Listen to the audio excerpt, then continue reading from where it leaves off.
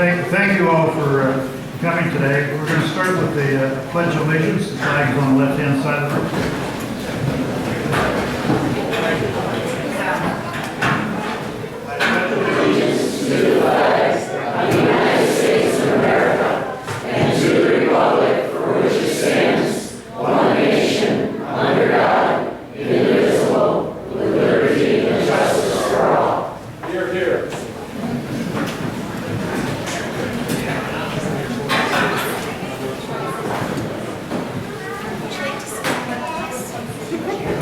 I've gotten to the age where I have to take my glasses on off every time I try to read something. So, anyway, first of all, we all know we lost Dan Robeson this past couple months ago. He's our town historian for about 13 years. We were going to honor him this year, but at his request, he chose to delay it until next year. So Dan Robeson will be honored next year as a Citizen Appreciation Day. We have a new historian, Amberly Kelly.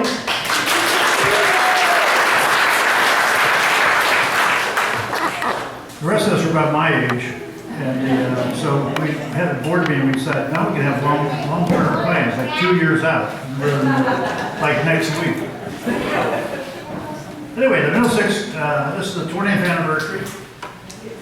It was initiated in 1992 when Fred Harter, the town historian, was honored. In 1997, Stuart Mitchell, also the town historian, was honored. And a group of people, including the citizens, the town board members, I believe Dan Paddock was involved in establishing Dan Reiner. Is that true, Dan? Also, Gary Hansen. Yes. Also, Gary Hansen was involved. Gary, okay. Started on an annual basis in 2004. Including this year, we've honored 64 citizens. The criteria for selection include being a long-time local resident who has made significant productive contributions to the people in town of Middlesex.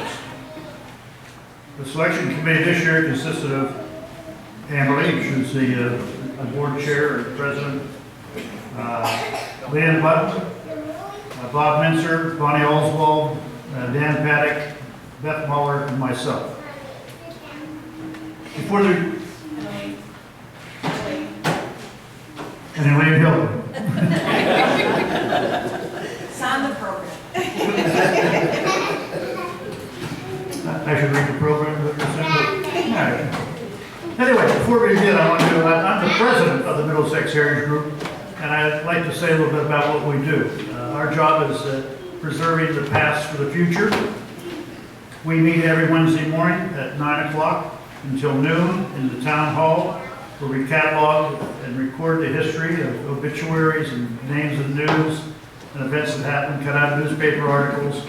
We have hundreds of three-ring vibrant booklets on the town. We have thousands of names in our family trees, and we'd love to have you stop by if you're a long-term resident and check out your family file to see if we've got all the information. We may have some you don't have, you may have some we don't have. We also have Ruth Clark's book. We always have to advertise Ruth Clark's book. It's the best history of the town. Ruth was the historian for, again, 10, 12 years, I believe, and she did a tremendous job of recording the town history. I'd like to talk about the upcoming events. Starting Tuesday, the 8th to the 11th of August, down in Penn at the Firemen's Field, there'll be a replica, a three-quarter size replica of the Vietnam Wall. It's called the Wall That Heals. It's a traveling wall. There are 4 names from local residents: Joe Valesco from Cottage City, Arthur Herod from Gorham, and then 2 from Dundee, Kenneth Kent and Richard Smith. I read just recently that somebody quoted saying, people start to heal the moment they feel heard. The Vietnam Wall is called, what we have down here is called the Wall That Heals, and it's an opportunity for everybody to come down there and share their experiences and honor those who gave their life for our country. Maya Lynn, the architect of the wall, designed it so when you look at the names on the wall, you see your own reflection. It's a brilliant It brings you into the experience, and those are all part of the history. And it was a turbulent time for the United States, and I think it's time to start healing. This is an opportunity. And that's why it's called The Wall That Heals. There's a poster on the door on the way out. It has a QR code. That's true. QR code. QR code. If you have a smartphone, you can take a picture. It'll take you to the website. August 14th at 2 p.m., we're having a historic marker dedication ceremony for the 6 U.S. Airmen who were killed in a B-25 bomber crash in 1943 down in Italy Hill. Again, there's a poster out there with information about that event. August 17th at 2 p.m., and we'll be leading a tombstone cleaning up in the cemetery here in Middlesex. We did that at Pine Corners twice now. It's just trying to clean up the tombstones so people can read them. August 31st, from 2 to 4, is our annual Seneca Heritage Day at the Overacres Corner Schoolhouse.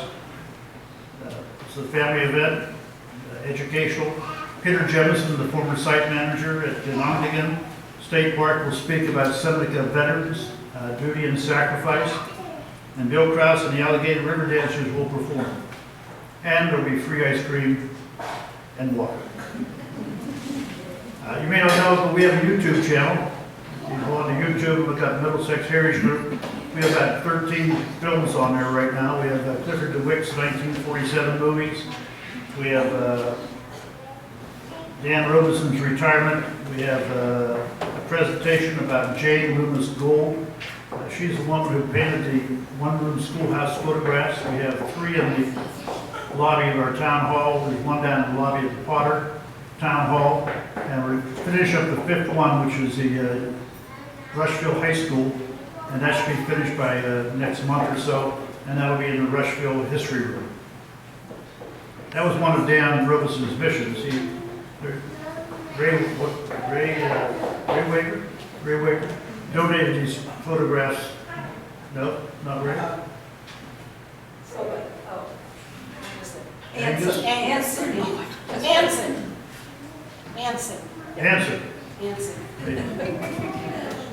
Any other answers?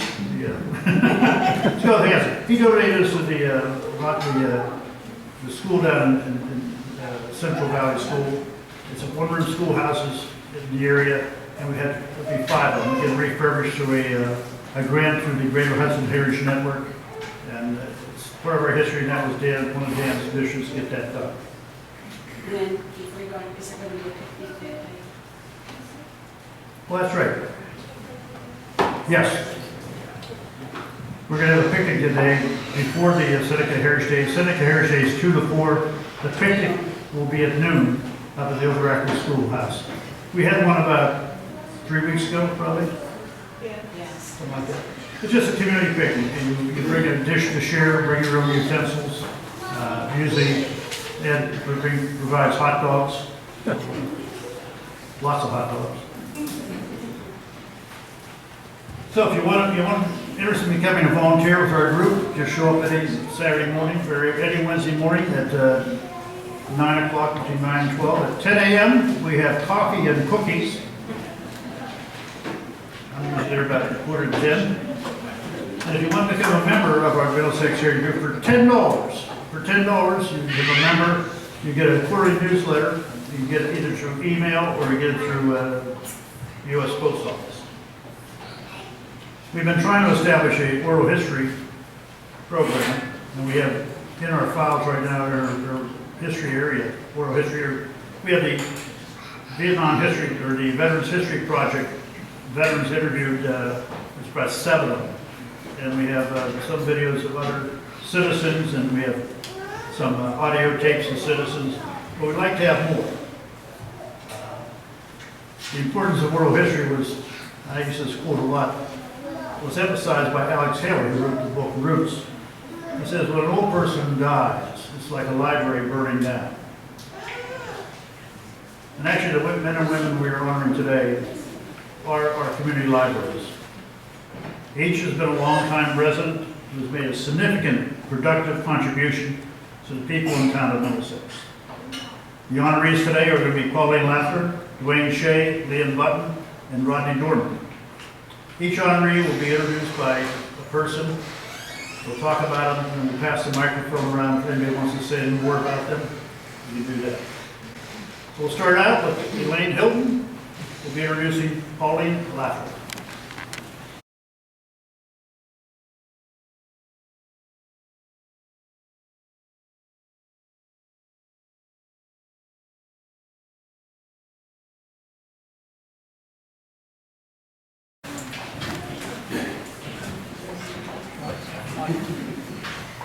My typical routine on a Wednesday morning is to drive down to town from my home off of Dam Road on East Hill. And as I stop to look at traffic before I come onto Main Street, which usually is not very heavy, I notice Pauline's attractive house, especially, well, I'm going to read here. Next to what I remember was Kennedy's Chevrolet garage when I was growing up. Her flowers have been especially lovely this year, and I keep telling myself, I'm going to stop and visit Pauline one day. But like many of us, I suspect, never quite get around to doing the things I intend to do. So I've been on this committee for just a couple of years, and when her name came up, I raised my hand and said, I will go speak to Pauline. So that was fine. Finally got to do that. I called her and arranged to stop by on a Monday morning a couple of months ago. After a few minutes of talking, conversation, I told Pauline that we'd chosen her this year. And she shook her head and said, I'm an import. I said, Pauline, when did you move to Middlesex? 1962. And I suggested that she is a certified long-time citizen. In 1962, my home was across town, and I graduated from MBCS the following year. So I went off to college. I didn't really get to know Pauline or her kids or anything. But in 1967, Jim and I were married, and guess who we visited to get our marriage license? Pauline. I remember that she worked for Mitch in the little office across the street from her home, but I'd forgotten until she told me just recently that her town clerk's office was in her home, right? Yeah. So I guess that's where we went to get that marriage license. We've lived in a few locations in our 57 years of marriage. Sunnyvale, California, Pittsfield, Massachusetts, Enwell, New York, near Binghamton. And we came back to Middlesex in 2004, so she's definitely been here many more decades than I have.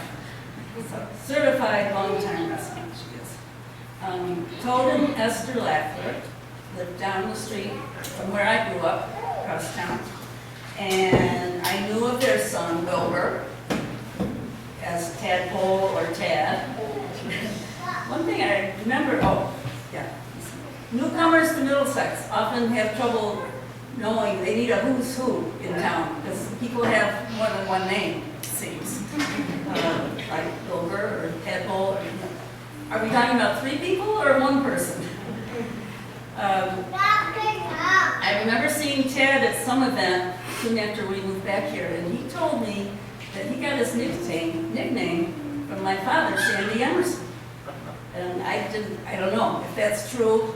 I don't know if that conversation I'm remembering correctly or who else, but I'll accept the honor from my father that he gave him the name Tad.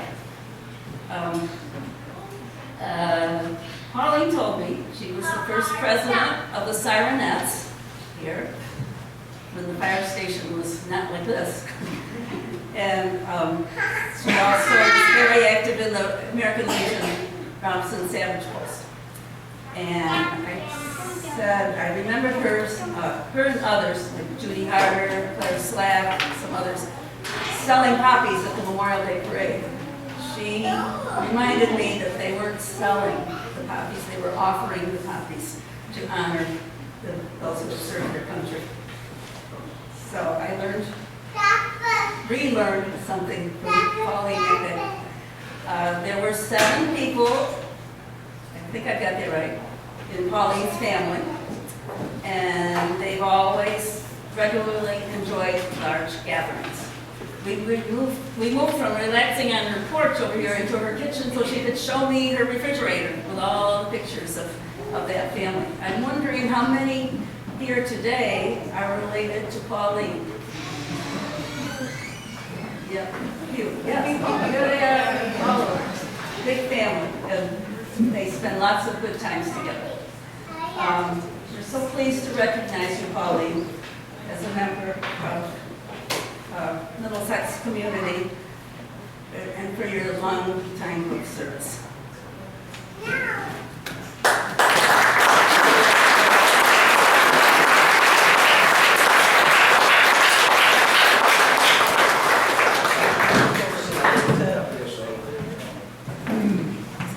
Would anybody like to make some additional comments about Pauline? We have a microphone we can pass around.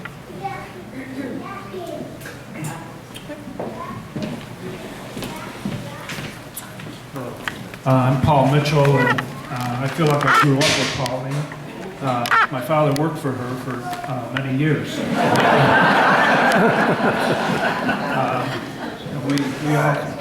All of my brothers got to know her very well, and eventually 2 of my brothers actually worked in the office.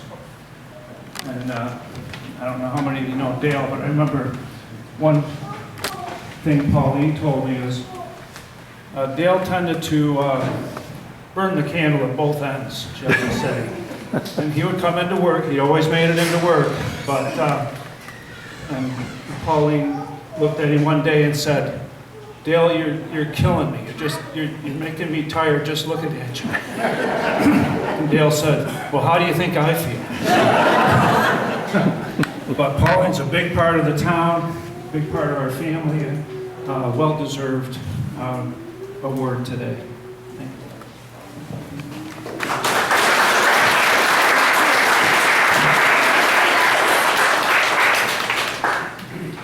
Anybody else?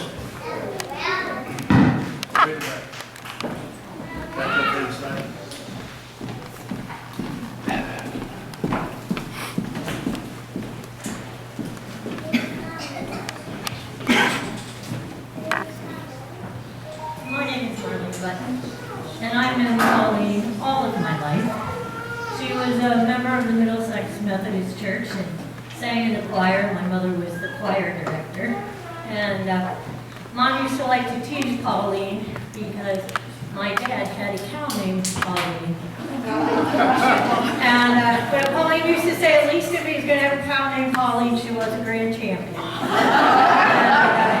Pauline has always been a great treasure in this community and in the church, and I'm so glad to see her honored.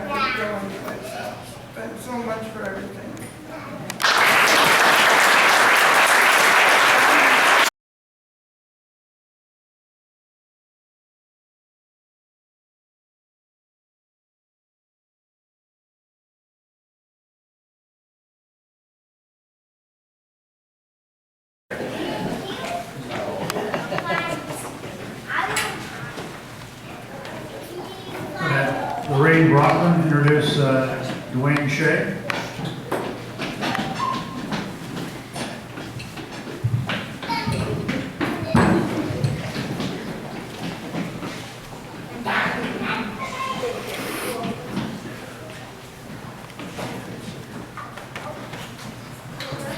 Good afternoon.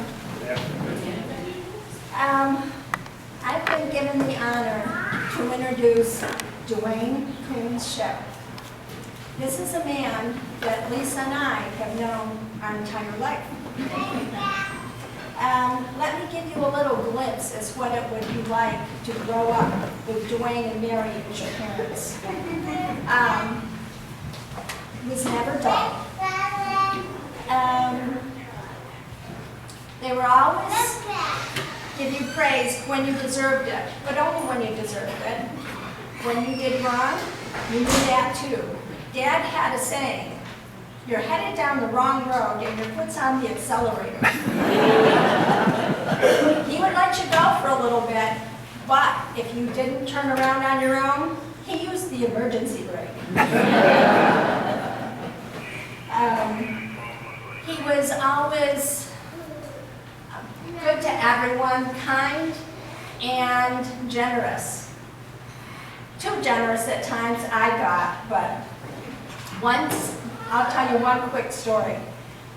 He did excavation work for people, bulldozing, building ponds, and he had done the work. It was time to go to see the individual and have them pay. They could only pay part of it. Dad didn't want to make an issue or make anyone feel bad. Dad bartered. Dad brought home a baby goat. Mom didn't know anything about it. David and I were thrilled. Best gift we'd ever had. This baby goat was our best friend. Not Mom so much. We would play with it. It was like a puppy only. We called it Billy. It was not a male goat, but we were very creative. We would run into the house, so did Billy. Pretty soon, Mom took out the broom and out goes Billy. Well, Billy started growing. Billy was fine for a while. At nighttime, he'd sleep in the woodshed. When we got off the school bus, Billy was there to meet us. Billy decided one day when we were gone, he was going to get on the roof of the house. When we came home, Billy was walking the ridgeline of the house. Then Dad decided he was less than happy with Billy. The final clincher was, Dad was also town justice, and he held court at his house. So Billy decided he liked state trooper cars. Billy would get on the state trooper's car and continually walk around the car. Never bothered the sheriff deputy cars, just the troopers. Never quite understood that, but Billy had to be disciplined. Billy was relocated. David and I never found out what farm Billy went to. Maybe he went to the Buttons. I never checked on that. No, he didn't go there. I'm still looking for Billy. I'm still looking. The other thing is Dad had a couple of sayings that I never questioned. When I started driving, I was told where I could go, what time to be back, and he didn't want to have to come look for me on Hell's Half Acre. Never really knew what Hell's Half Acre was. I asked that man that very question today, and he says, it's a place you don't want to be. So I was like, okay, this works for me. He is a man that keeps his word, regardless what it cost him. His handshake was more binding than a 30-page contract. I can't think of too much else to say about him.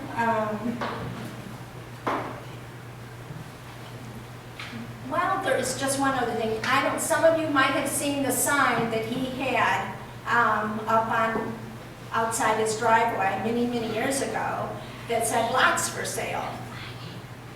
I never liked that sign. When I was 16, I guess I was less than perfect, and I started asking him, Dad, that's really a stupid sign. What does lots for sale mean? He says, lots of kids, and you're the first to go. I never asked him again about that sign.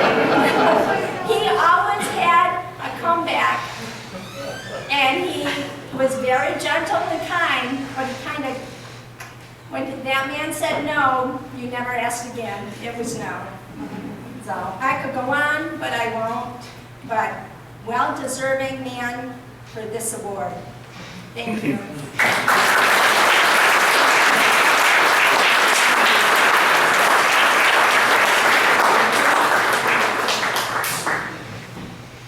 Anybody else want to say something about Duane?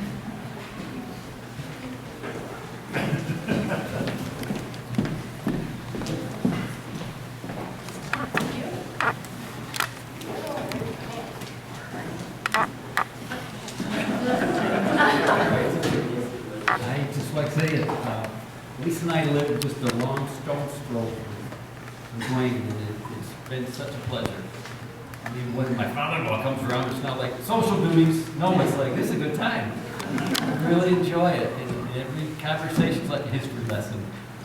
And life lessons, as you said, Lorraine, are amazing. He's a man of integrity, and it's been just a pleasure to share all these years with him. We're very blessed and hope there's many more to come.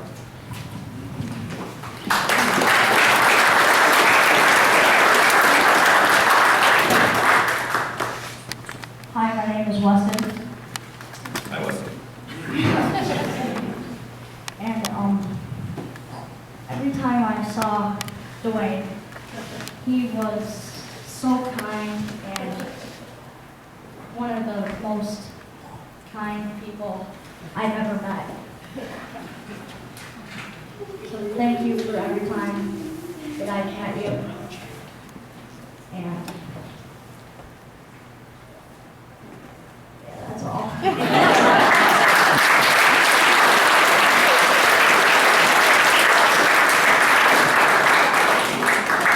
That was my great grandson.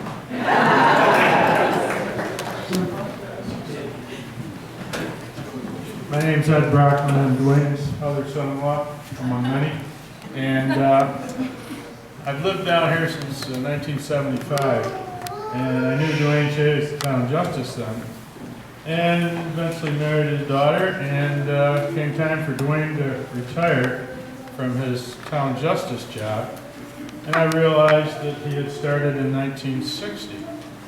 And it was rather shocking to me because at that time, I was in junior high school. And I'm sure that Duane may not have been the longest serving justice for town courts in the state of New York, but over 40 years is quite a record.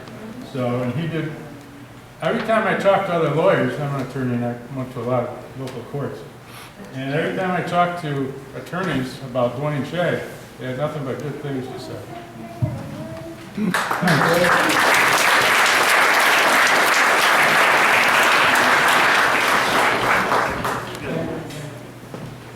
Town supervisor.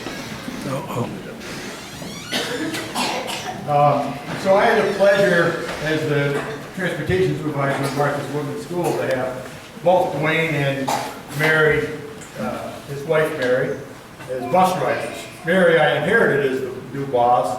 Duane I had the pleasure of hiring.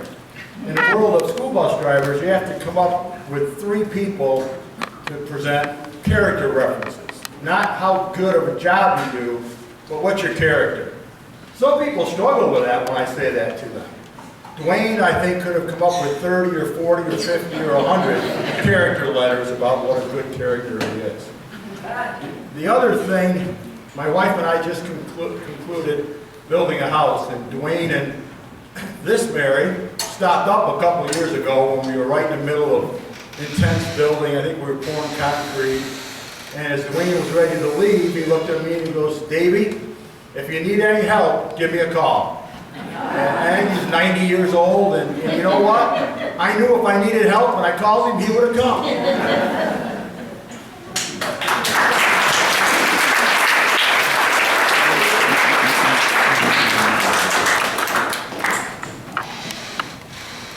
Duane liked to share stories.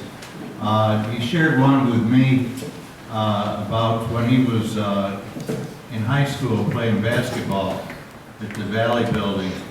And his teammates and he would always be walking from school.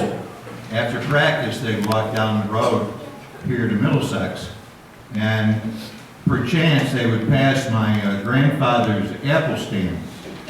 And he had shined up these apples, and he had them all counted in the bushels. And they were outside the road, and they were helping themselves. They would take one out of each bushel, thinking, you know, he wouldn't notice it. Well, he did. And so the next time they came down through, my grandfather, Oliver Williams Sr., decided to approach them and suggested that if they would like an apple, he had some up around where he was doing the sorting, and they could help themselves to those, but please don't take them out of the baskets next to the road.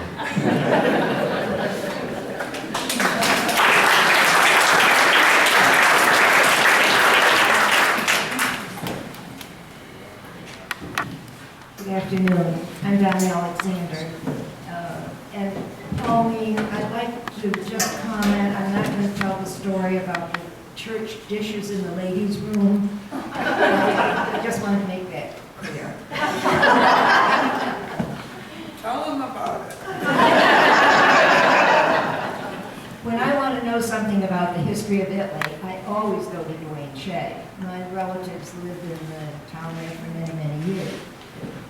And I bought a picture recently of the big elm that used to be in the town of Italy. So I went and asked Duane at church one day about the big elm. And yes, he told me all about it, how it burned and so on. And then he said, well, you know, the Indians used to gather there. No, I didn't know that. Well, didn't you know that they took all the treasure from the pioneers there and they buried it along West Avenue? No, Duane, I never heard that story. Duane said, and I've been looking for that treasure ever since then. I always fall for his comments.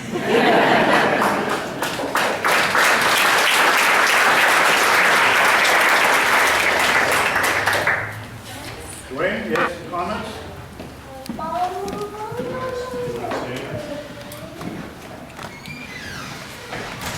I could talk here all afternoon. After my daughter, I don't know that much I should say. I moved to Middlesex when I was 4 or 5 years old. I lived down on Mill Street. My dad and mother rented that house from Love Adams. Of course, I don't remember moving there, but at about the time I got to be 5, I went to school 2 years in the Middlesex High School down on Church Street. When I got to about that age, my mother would say, well, there goes Love Adams. He was the first man in that town of Middlesex I knew. I never talked to him, but I knew who he was. He lived, now Mill Street goes all the way through past William Street, but from Water Street to William Street, Love Adams owned most everything. The house we lived in belonged to Love Adams. That was the first little house on the east side of Mill Street. Love Adams lived in the big house on Mill Street on the west side, just before you get to William Street. That was Love Adams' house. He owned the coal business and the mill and the whole business there. And after a while, Scott Bennett took it over after a while. Miss Williams was my school teacher. She married Bell and lived on the Penn Yan Road, just before you get into Penn Yan later years. She taught both my grades, first and second grade. think there's a picture of him up there on the board somewhere of the class. But when they took the picture, it was several classes. It was a good mixture of all the people who went to the Middlesex High School in that picture on Church Street. Then it burned down, but a lot of people owned it before that. Louis Cutler came over from Dundee and had a wine pressing plant in there. But I should go back before that. We used to have square dances in there. And that's where I learned the square dance when I got to be about 12 years old. And then Louis Cutler took it over and pressed wine. Then George King owned the building for a while, and he made trailer hitches for let lodges, Hudson Garage. And one day they were putting copper pipe in it, new copper pipe, and they went away for lunch, and must have been a little fire in the wall. By the time they were done eating lunch, the building all burned down.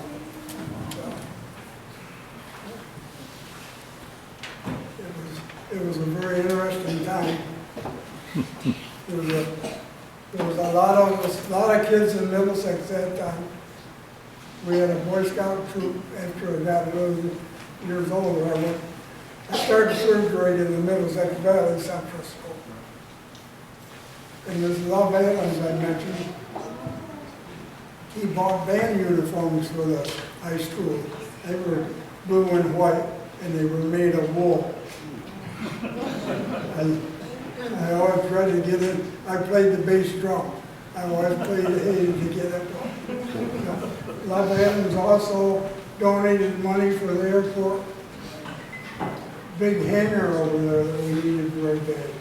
And there's a plaque on the building over there dedicated to Love Adams for that. And Love Adams also built a baseball stadium over beyond the town barn that we used to go to. Pete Lafler was our top-notch baseball player. He was from a good-sized family. And Morris Lafler was his oldest brother, and Vera Deal was his sister, and there was Pete, and he had one younger sister. I can't remember her name, I should. She was a very nice looking young lady.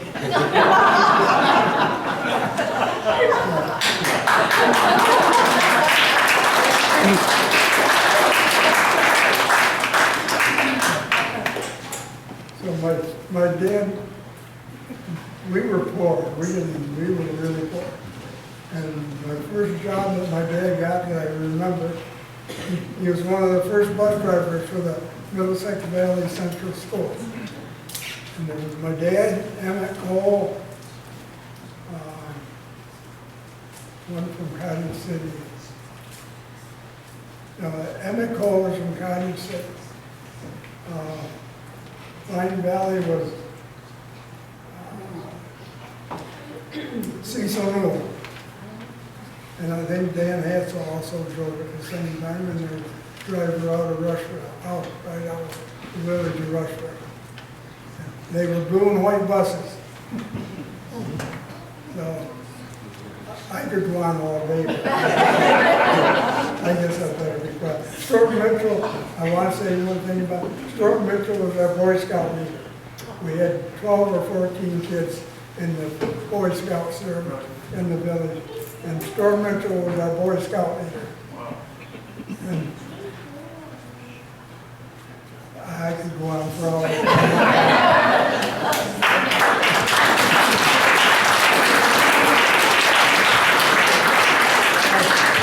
I do want to say one more thing. The last farm in the town of Middlesex, going into the town of Middlesex, belonged to a man by the name of Best, Fred Best. He was I used to ride around with my grandfather a lot. And he held every office in town of Middlesex except for town justice. It was like that. I used to ride around with him after he was retired. He had a GMC pickup, and he knew everybody in each county. And he used to stop and talk to old Fred Best. He was very old, and he was either sitting on his front porch or he was sitting in a chair in front of his barn. My granddad would always stop and talk to him. And he had a real nice farm. At that time, you could look right down across his farm. He had a big barn on the road. I thought he must have been a real rich man. He had two more barns down in the fields. There's one about a half a mile down from the main barn. And there's the log cabin. Many names.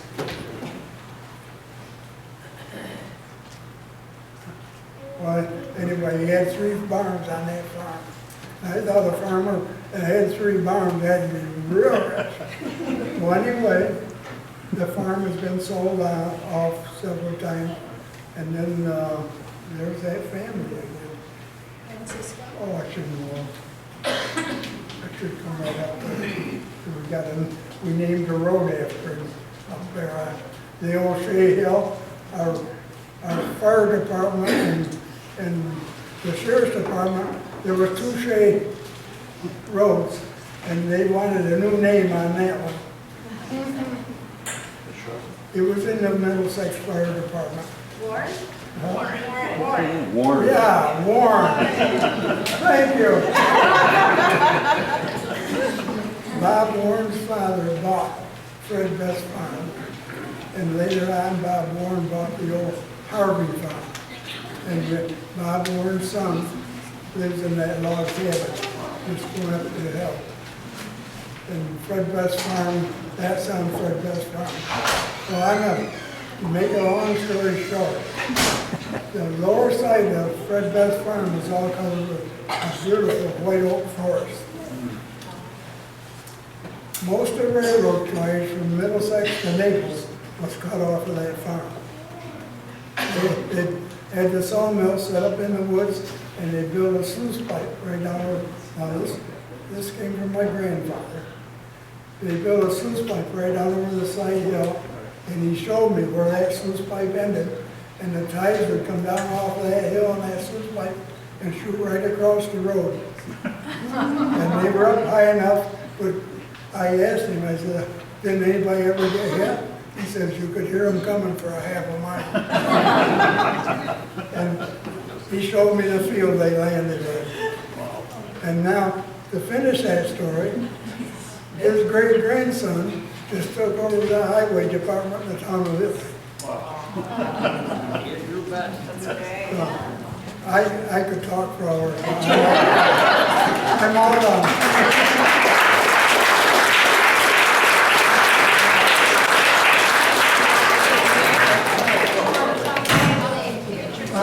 Oh, betcha.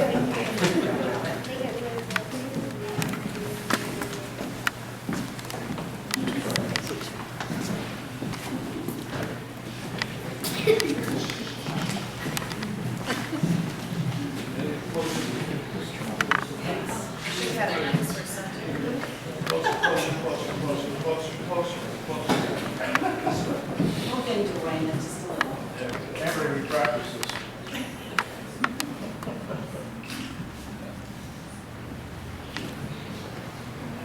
Thanks so much, Duane. Thank you. Well, thank you.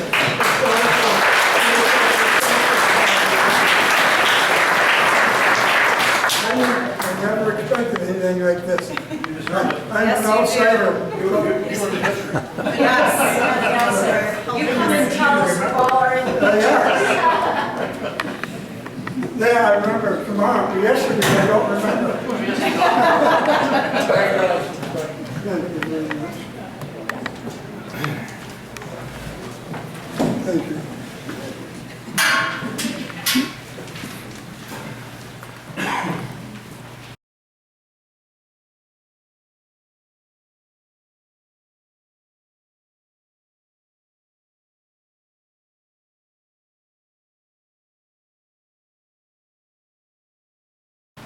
Deb Bronson will introduce Liam Button.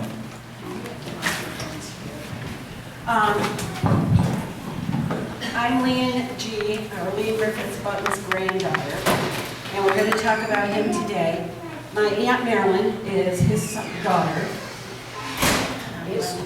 Marilyn Cornish. She needs to be seated, and I need to be seated to flip the slide. So I'm going to turn my back to you.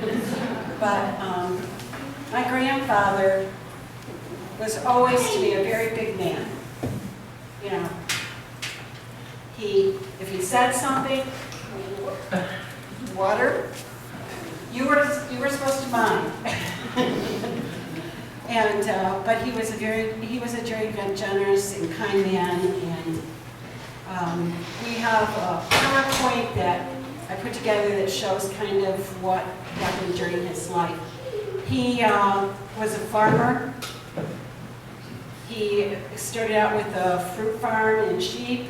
It changed over to cows when my dad took over. But he did a lot with fruit and vineyards and the sheep that he had. Excuse me. And so we're going to kind of start through his life. He worked for International, selling tractors for many, many years. He worked he was on the town council here in the town of Middlesex, and for a few years he was highway superintendent. And he lived to be 89, and he was still helping out on the farm until he was about 88. He ran tractor, did a lot of things in the fields, and still was helping out when he was 88 years old. So, we hope you enjoy this.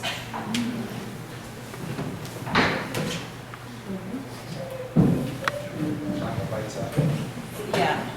Leanne Griffith Button was the son of Clarence and Nettie Griffith Button. He was the 7th of 9 children. He was born in 1891. He married Mabel Shane, who was from Potter, in 1927, and there's pictures later on in the presentation. Mabel died in 1968, and my grandfather died in 1980. He was born in 1891.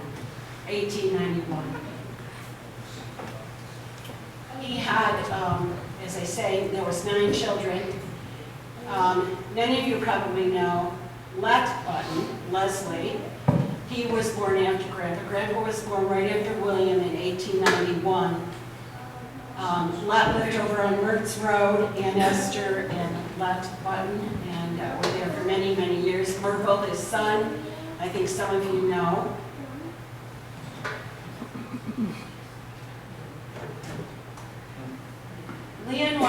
Grandpa went to the schoolhouse, the Overrecker Schoolhouse on North Vine Valley Road, but only during the winter. In the spring and the fall, he helped out on the farm and didn't go to school. And his Aunt Marilyn says he got in trouble some of the time because the truant officer would be out. But he went 2 winters to the Middlesex High School here in town, and he worked for his father until he was 21 years old for $1 a day, plus board. And they were probably long days. He joined the Odd Fellows and the Masons in Rushville, and he was part of them until he died in 1980. He joined the Middlesex Methodist Church in 1904.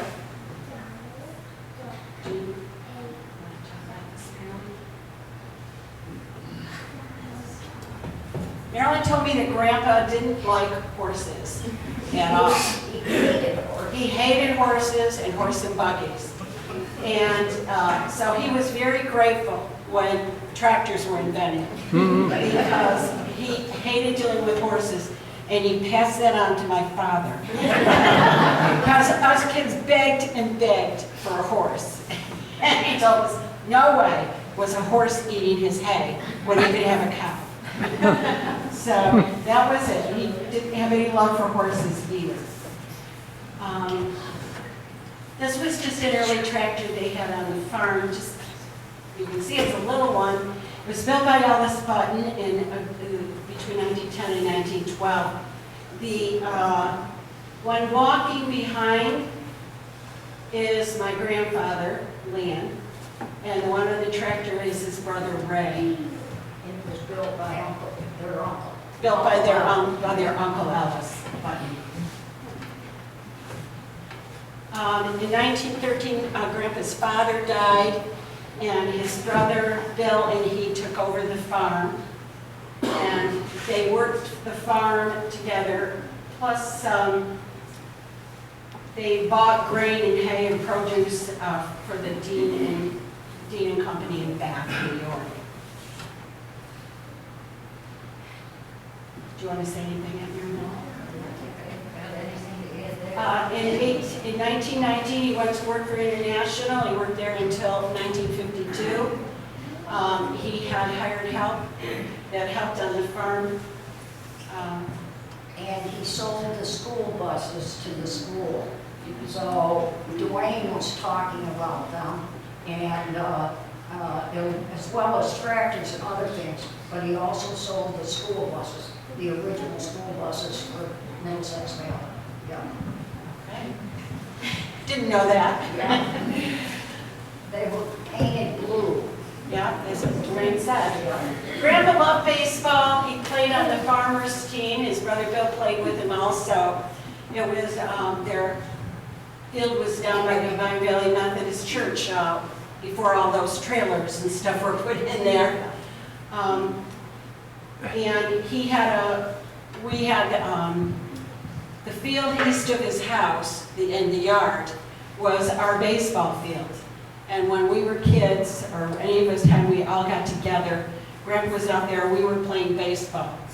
And the east field was kept, no tree, well there was one spruce tree, but usually no trees or anything, we used that for baseball. And quite often when they were hitting, and he hit, it would go across the road into the field. And one time down in Vine Valley, he would have been in his 50s. He couldn't run the bases, but he hit a ball that went as far as Robeson's store.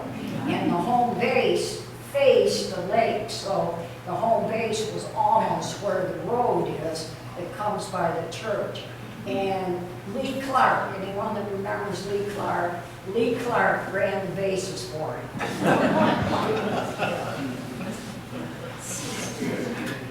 This is just a picture of the team. Grandpa is, get my mouse to work, the one right here, the second from the left, Yeah. by the little boy. That's Grandpa, and the one kitty corner behind him is his brother Bill.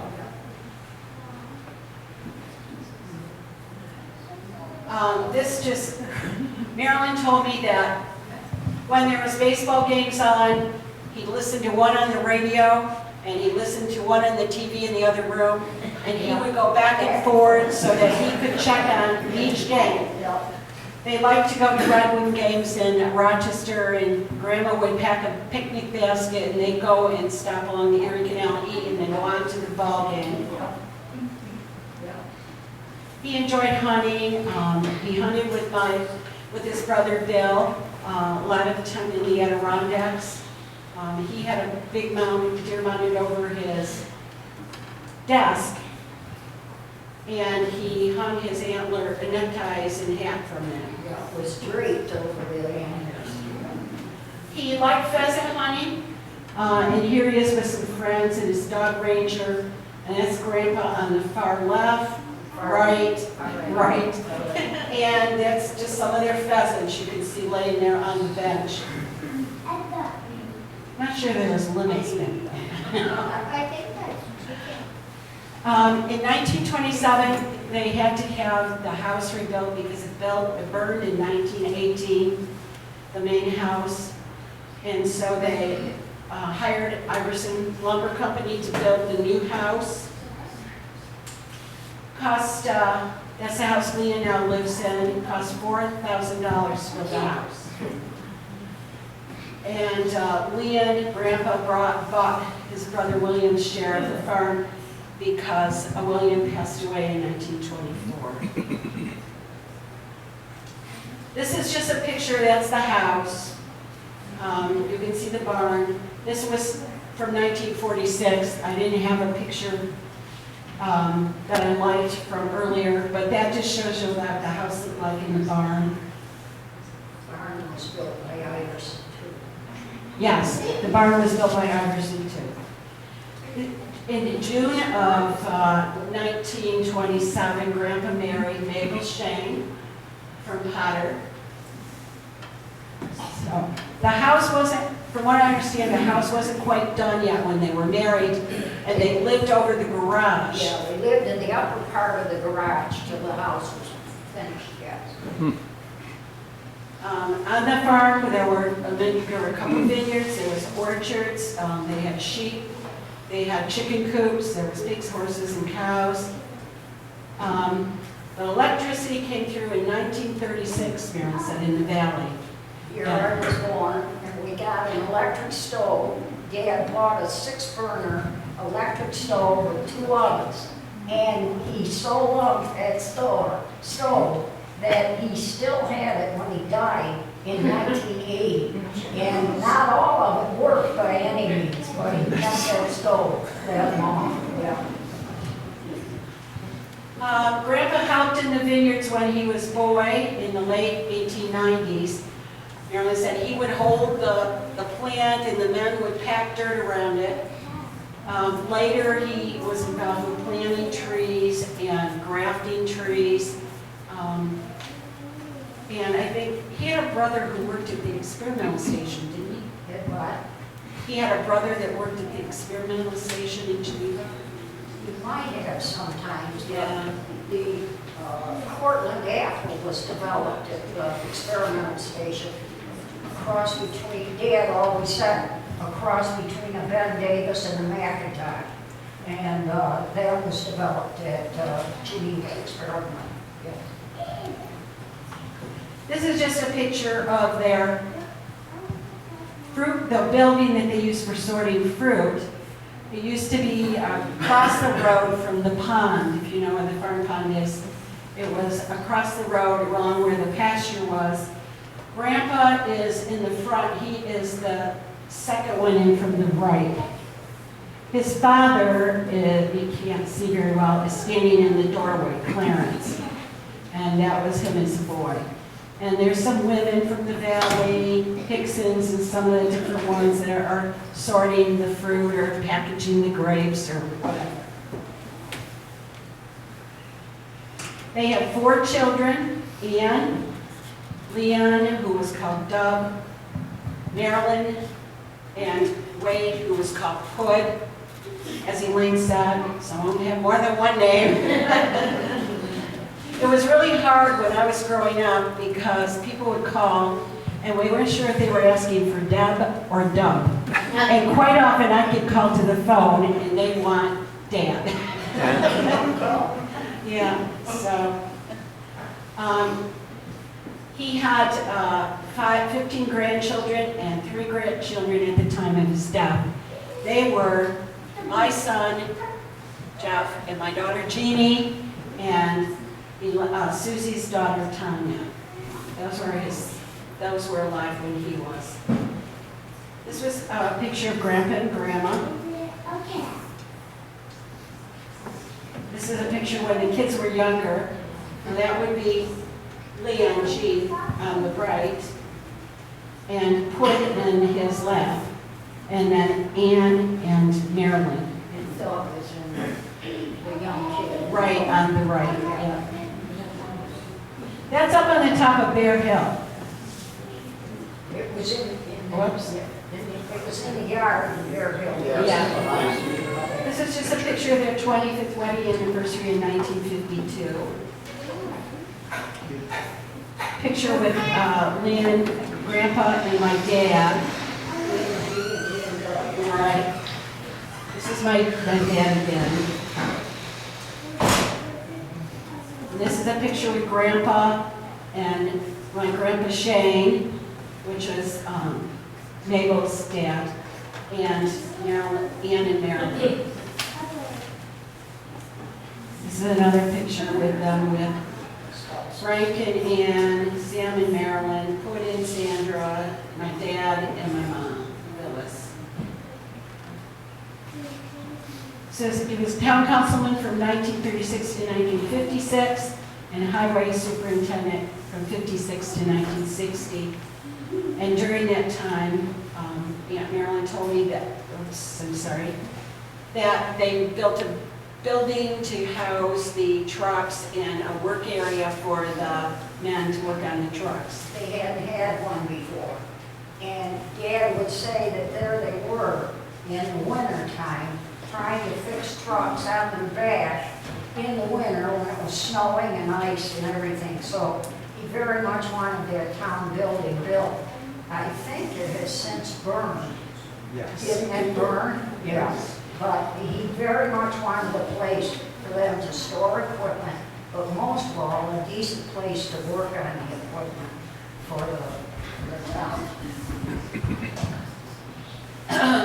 In 1952 to 1956, my grandfather and my dad worked together. Then my dad bought the farm from my grandfather in 1957. This is a picture of what the farm looked like in the 1950s. Well, even in the 60s when I was alive. We lived in the house on the bottom. Grandpa and Grandma and them lived over there. You can see the barn. The barn on the right was a sheep barn. We always called it the sheep barn. Even when I was alive, it was the heifer barn. It was still the sheep barn, and it's still the sheep barn.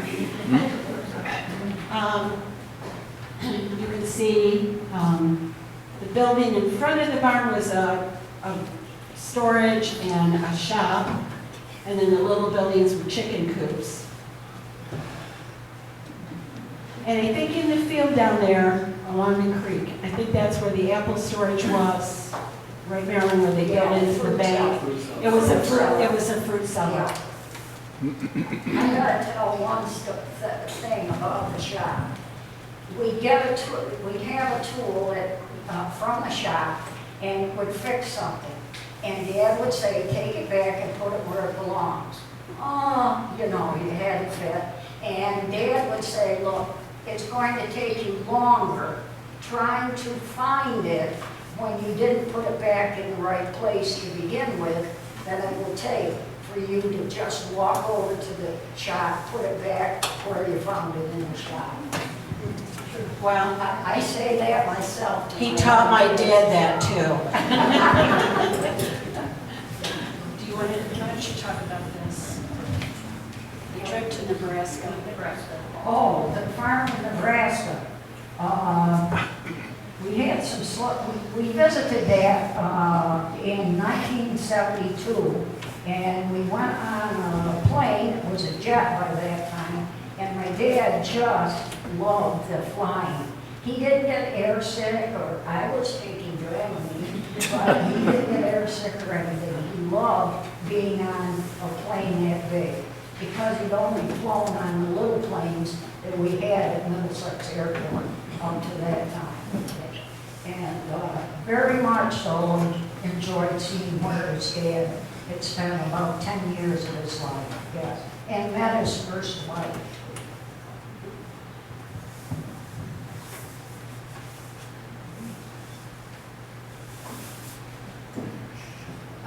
He loved family reunions.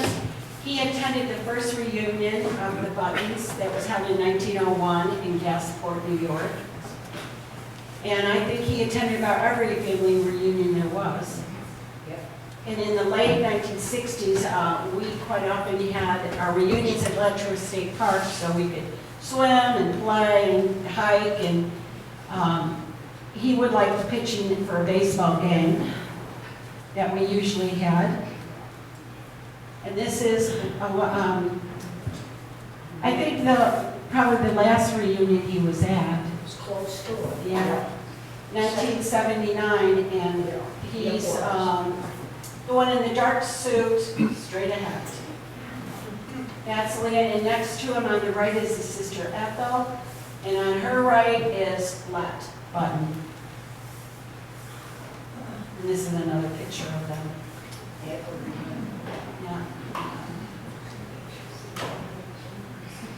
It's Grandpa soon before he passed away. And the farm.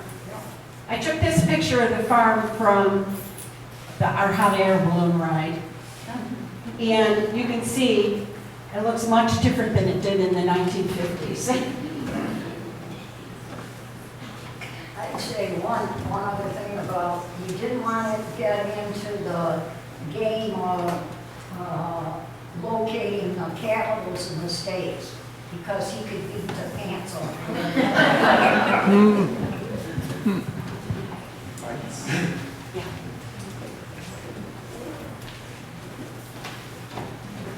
Thank you.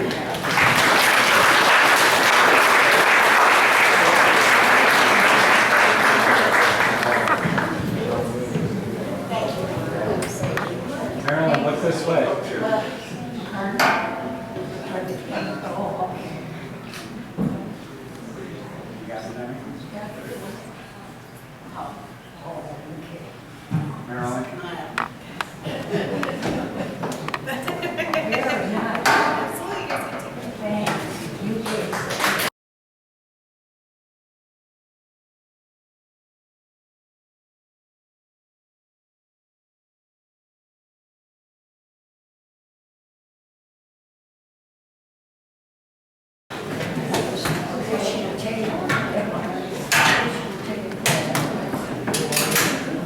Ronnie Oldswell will introduce and we'll talk about Rodney Dorman. Actually, it's my sister Nancy and my brother David.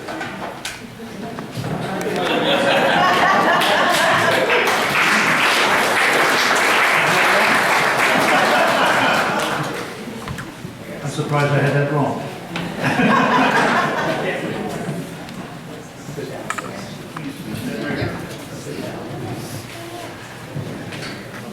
Now, we have a nephew who has 4 children, triplets plus 1. And he always, when there's a dispute among the kids, he always says birth order. So I'm the oldest, this is birth order, number 1. It's often hard to describe a man, especially your father, and how he became who he was without revisiting his past. Dad was born in the years preceding the Great Depression. He and his sisters lived with their parents on the farm in a house typical of that time period. Early on, he learned what it meant to work hard, and hard he did work. By chance or better by the will of God, he met my mother, Laura Shear. The first time she saw him, he was climbing out of the window of his car because the door wouldn't open. She said all she could see were his long legs as he squirmed out of the car. They were married in 1945. Over the years, they lived in several tenant houses that were typical of that era. Small, uninsulated, no running water, no indoor plumbing, a wood-burning stove, and a kerosene heater that barely made the house warm. In the first years of the marriage, Dad worked for a farmer who was not always prompt in paying his wages. He left that job to work catching chickens and then transporting them to New York City. Often he would leave on Monday morning and not return until Friday afternoon. There was no throughway, no major roads to make the trip easier or shorter. And our mother was often left alone with 1, 2, 3, and then 4 children. About 1954, they moved the family to a tenant house on Main Street here in Middlesex, and later bought their first home on Water Street in, I think, 1956. About the same time, he began working at an egg packing plant that was owned by Sandy Emerson. And finally, he was able to come home every night. His last job was working at the Middlesex Valley school bus garage. This, I believe, was his favorite job because he enjoyed working with Carl Schwartz and Ken Slack, and he got to come home every night. In later years, Dad and Mom took numerous road trips around the country. Mom enjoyed them more than Dad because he'd done all driving trucks all his life, and he didn't care if he drove anymore. Eventually, he had the opportunity to serve the town of Middlesex in various positions. He was in charge of maintaining the water system up when its source was up on Sandy Anderson's Lake. He became a member of the Middlesex Host Company and served a term as a Middlesex Town Supervisor and was a member of the board on the Middlesex Baptist Church. Dad's life was one of love, faith, and service, and we want to thank you for honoring him today. Very good.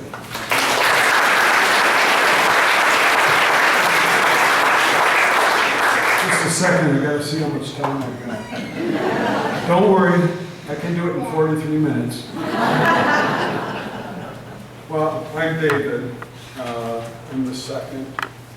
And I had a dad, we had a dad, who was just unbelievable. I'd like to speak about his character and his love in the community. And as Nancy was alluding to, he used to work up to 3 jobs at a time. He would work for the Arnolds, the Elwells, on their farms when they needed extra help. He would plow snow. He did the water treatment plant. I'm trying to think, I should look at my notes, but he worked all the time. But somehow he found time for his family and the community. He was amazing. And when we come into Jacob's store, when I was a small child, everybody knew him. And it was amazing. People gravitated to him. He had that infectious smile. And outside of the Mitchells, he was probably the tallest guy in Middlesex. He was about 6'5". My mom was maybe 5'2" if she stood on her toes.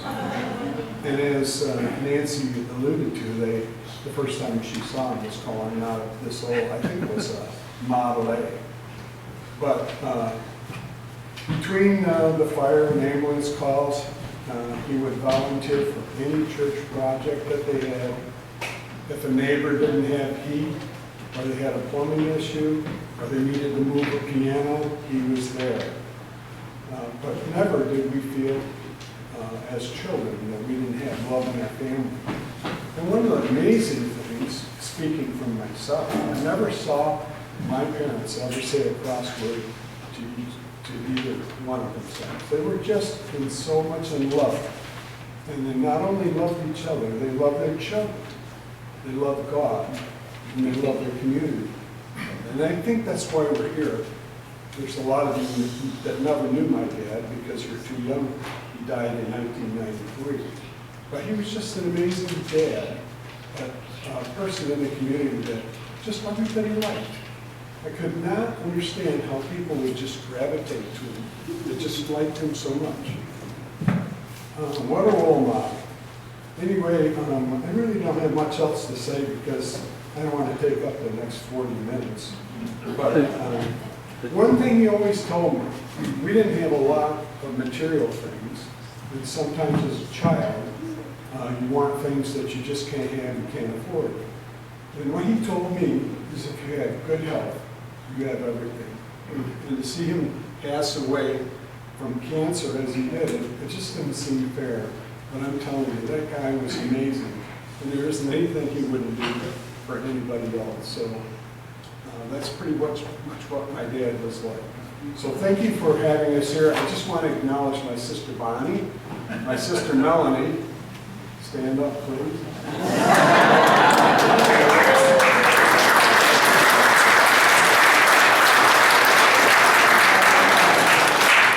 And how my parents ever survived this, I don't know. So thank you very much.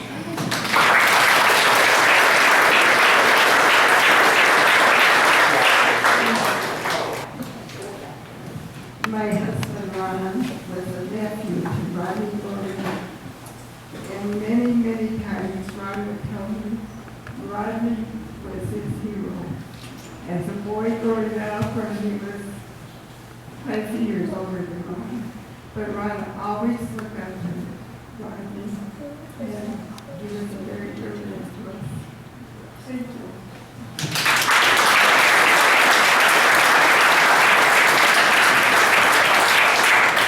So, seeing how Rodney said that his favorite job was working at Marcus Woodman, I got a couple quick Marcus Woodman stories. when I was a young man, and Mary Hobart Locke always likes to talk about my coming in here as a 21 or 22-year-old and my hair going in 4 different directions because I was working 3 jobs. Rodney was a mechanic, and I was a young bus driver. And a couple of things, I got lucky and I got the bus run and ran down through Middlesex and came back up West Avenue. And I remember it now, that was when West Avenue was a dirt road. And I would probably be hurrying back to get on a tractor on my farm or to get on a roof to do something like that. So I was driving West Avenue pretty good clip with the bus, and I'd pop up one of the hills and there'd be some lady walking. And I knew that I was going to get in trouble when I got back in the garage because the dust was just rolling. You can't stop the dust from rolling off the bus when you're going 50-ish miles an hour on a dirt road. And sure enough, Rodney would be standing there on the back. And, David, I'm like, yeah, you don't even have to say anything, Rodney. I'll slow down. And so I would slow down for a while.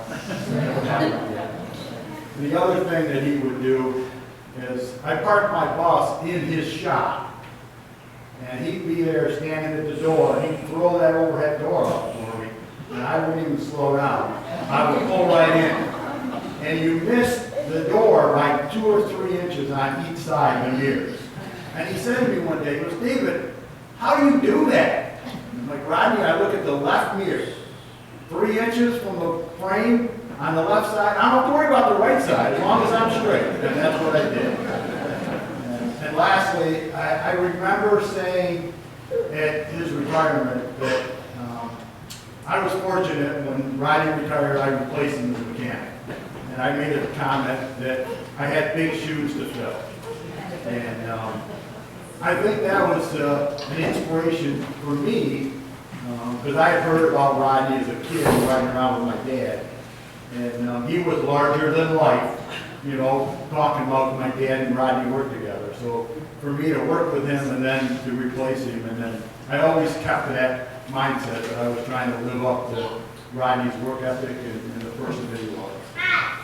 Thank you to the Dorman family for that.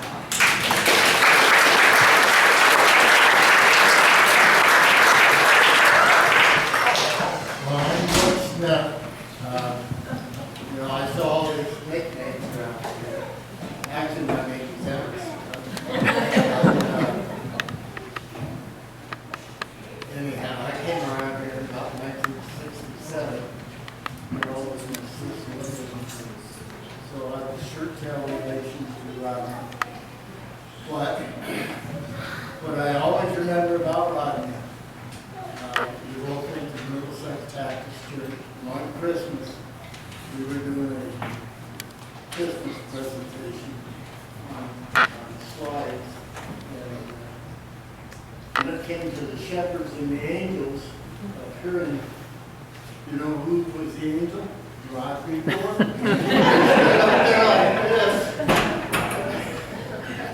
So all these good things about Rodney, I remember him as the angel.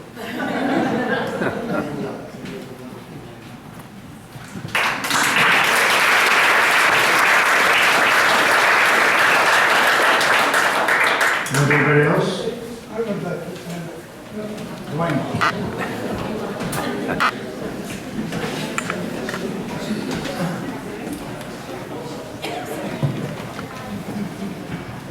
I remember Rodney Dorman real well.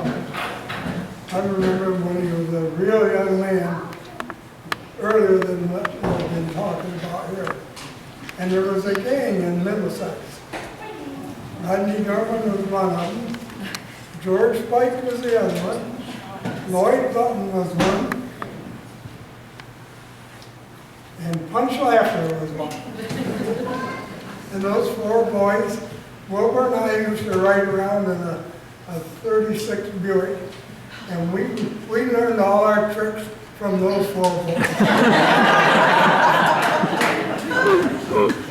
And later on, you spoke about what later on, George Spike became the sheriff of East County. But I can remember when they were young men, and they were the first gang that I remember in Middlesex.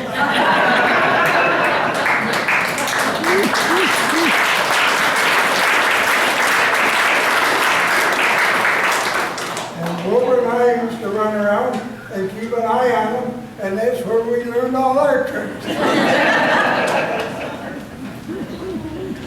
They were the good old days. That's when Spotty Daniels run the garage, and Tilly Jacobs run the restaurant, Ken Slack run, and Francisco's machine shop. You should be a town historian. Middlesex was an excellent place to grow up in. I enjoyed my time in Middlesex very much.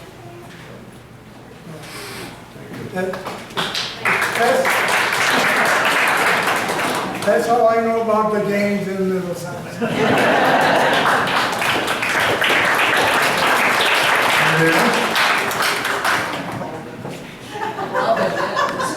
Squeeze in, so you're all in front of, you gotta go.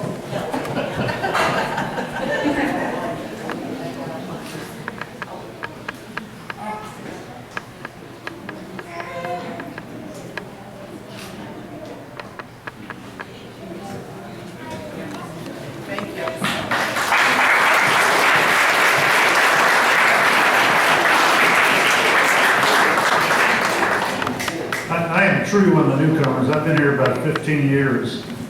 And before we moved here, my wife and I lived in, right back to York in the summertime. We lived in Mexico in the wintertime. And so we hadn't experienced winter in about 20 years probably. And I have friends even today, including my sister, will say, why do you live here? I said, it's the people. It's incredible. These kind of events are very moving to me to see how we honor citizens and how we take pride in what we do. I go to a coffee shop down in Penn Yan called Amity, and they have a sign on the wall that says, work hard and be nice to people.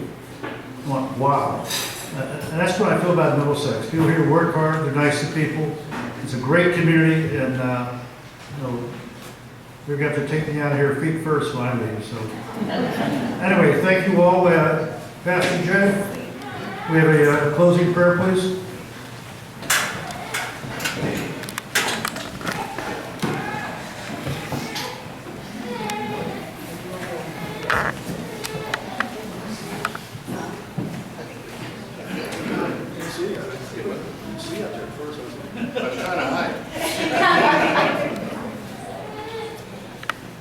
Good afternoon. Congratulations to our amazing friends being recognized today. Shirley, Duane, Pauline, yeah, I know. The ones who are with us, Leon G. Button and Rodney Dorman, who have joined the saints gone before us. Thank you for the love of community and neighbor you have shared and witnessed to over the years. You truly are role models for the rest of us. So as we go forth and we leave this place, I bid you to continue to serve your God with patience and passion. Continue to enact your faith. Be steadfast in celebrating the Spirit's power, and may peace continue to be your way in the world. May the presence of God the Creator give you strength, the presence of God the Redeemer give you peace, the presence of God the Sustainer give you comfort, and the presence of God the Sanctifier give you love. Amen. Amen.